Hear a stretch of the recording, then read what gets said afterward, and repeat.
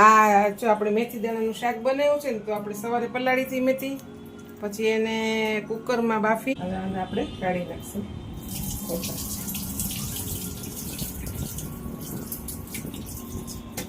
આપણે આ પેલા તેલ રાખી દીધું, શેંગ તેલ.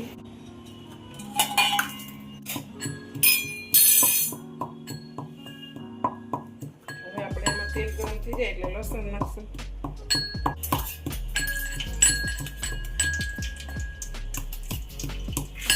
હિંગ નાખશું, થોડી હળદર નાખશું.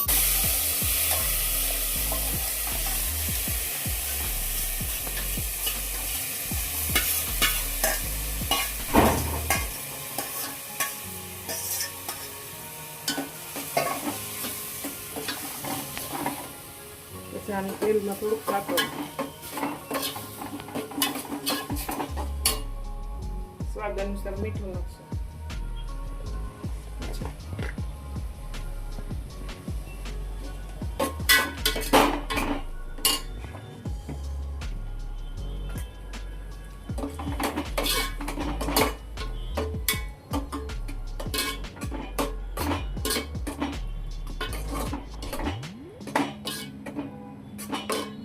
અને થોડી વાર આપણે તેલમાં સાતળવા દઈશું.